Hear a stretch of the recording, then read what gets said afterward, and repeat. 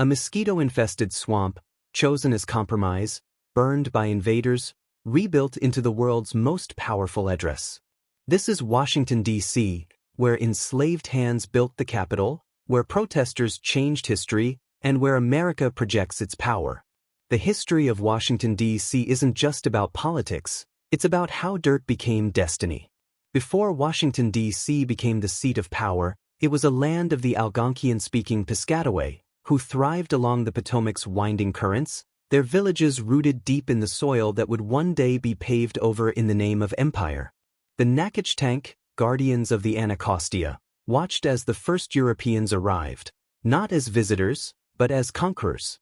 What began as uneasy encounters soon turned to betrayal, disease, and the slow, merciless suffocation of their way of life. War, starvation, and forced displacement bled the land of its original stewards, their voices drowned beneath the march of colonial ambition. By 1699, the survivors, shadows of a once thriving people, fled to the outskirts of a world that no longer had a place for them, leaving behind only echoes in the rivers and whispers in the wind, lost beneath the foundation of a city built on their erasure.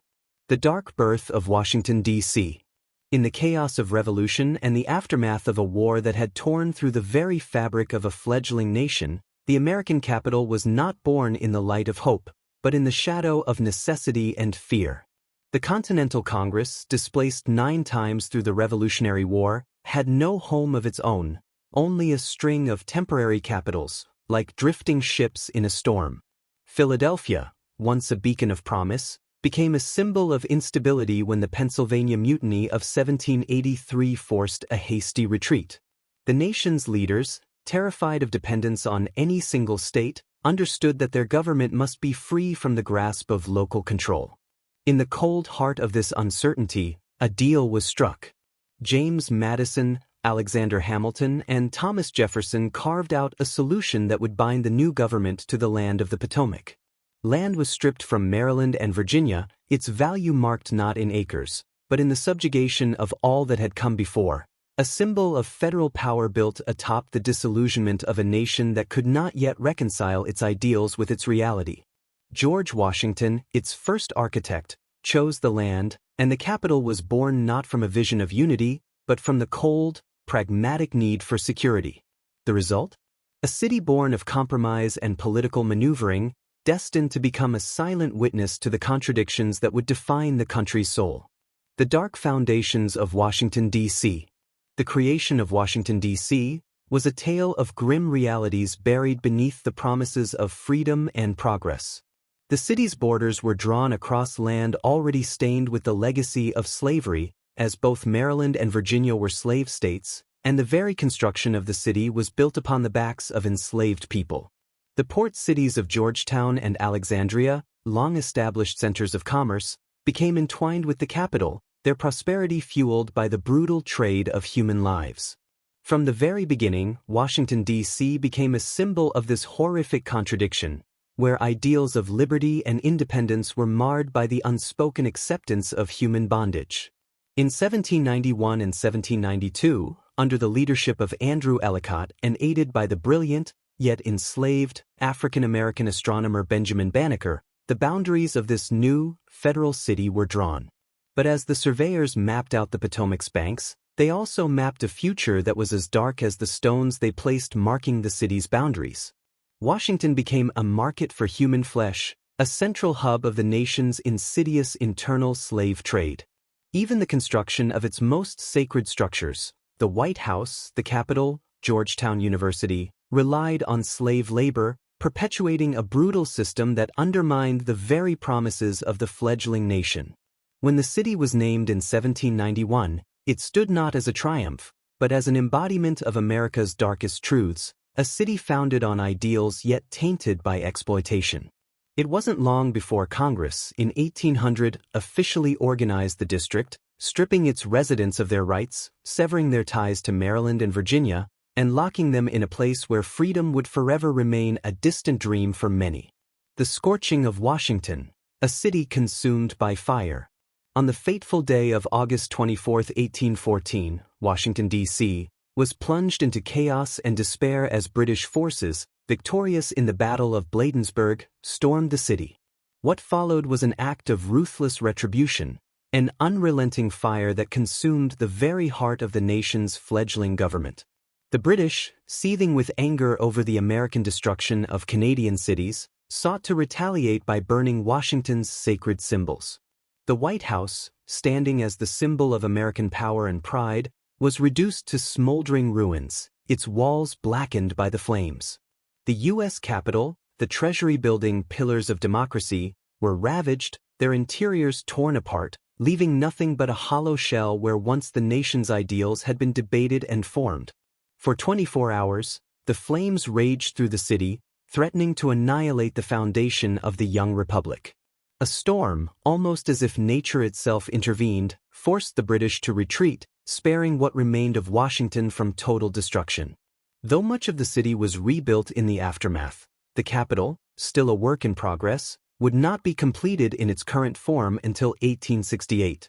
But the scars of that day, the fire, the defeat, and the burning of hope, lingered in the collective memory, a grim reminder of Washington's fragility and the unpredictable violence that could tear it apart. Retrocession and the Civil War. A city divided. In the 1830s, Washington, D.C.'s future seemed uncertain, particularly in the southern territory of Alexandria. The city's economic decline, fueled by neglect from Congress, created a rift between Alexandria's pro-slavery residents and the federal government. Alexandria, a vital hub for the domestic slave trade, found itself at the mercy of an increasingly abolitionist Congress. Fearful of the looming threat to slavery, the citizens of Alexandria petitioned Virginia to reclaim the land it had ceded for the creation of the district, setting into motion the process of retrocession. In February 1846, the Virginia General Assembly voted to accept Alexandria's return, and by July, Congress complied, shrinking the district to only the land originally donated by Maryland. For many in Alexandria, this was a victory, but the National Compromise of 1850 cast a shadow on their triumph by outlawing the slave trade within the district, although not slavery itself.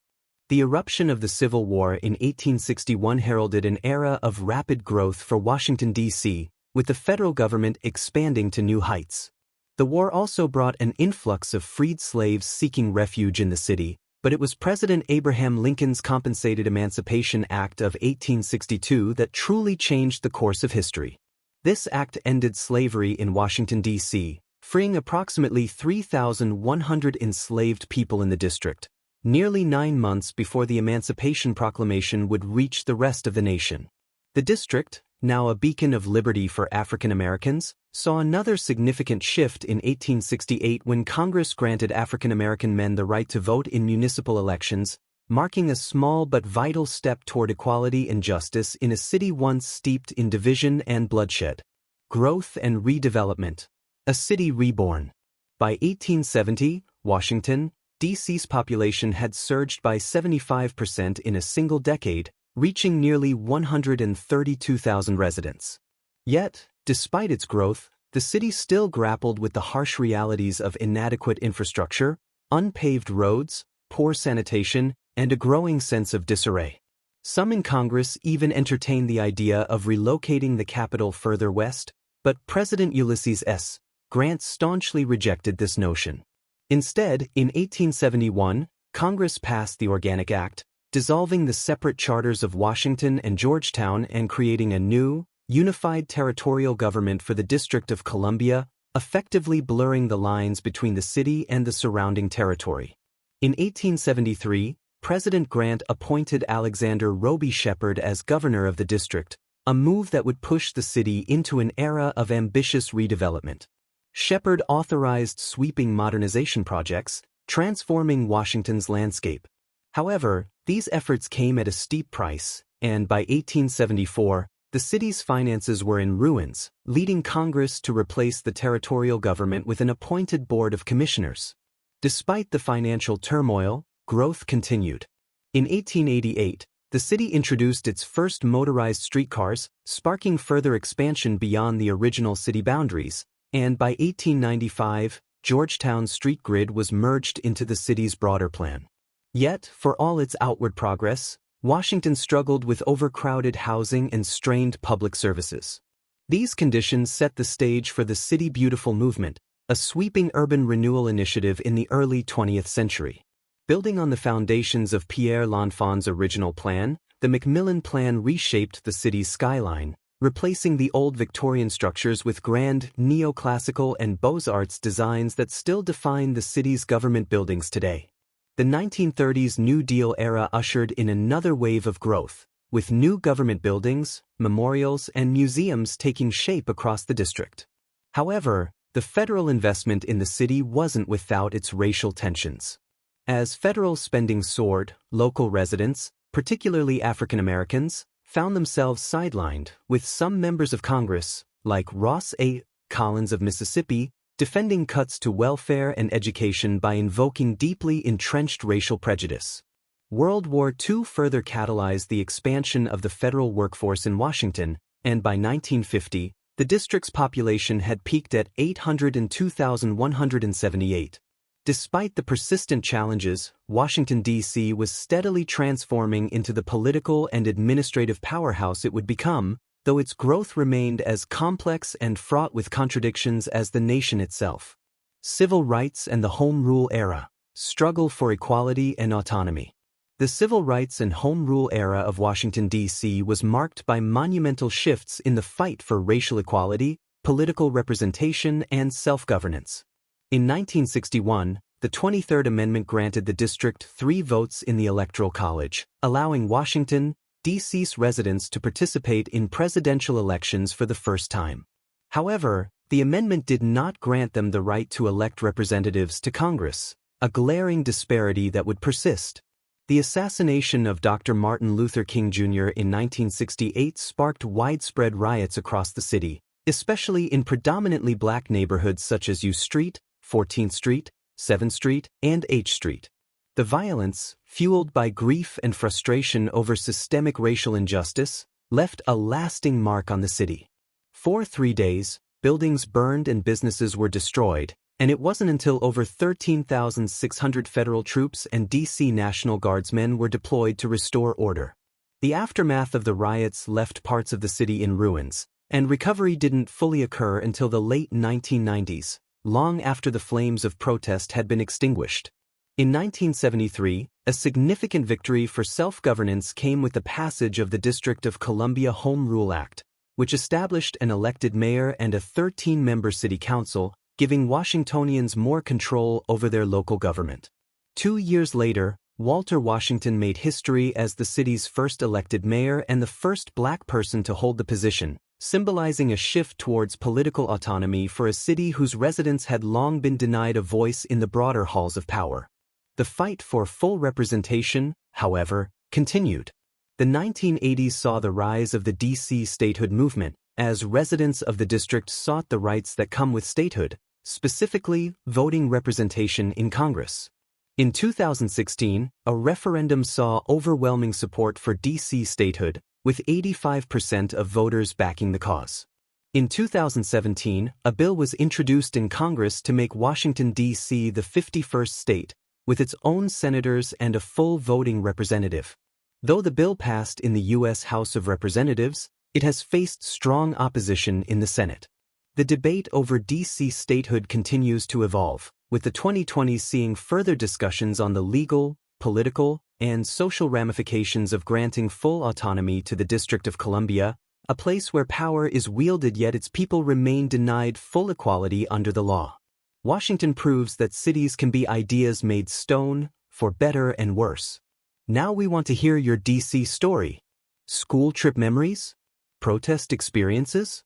Or just awe at those monuments? Drop your thoughts below, and don't forget to subscribe for our next American City Deep Dive.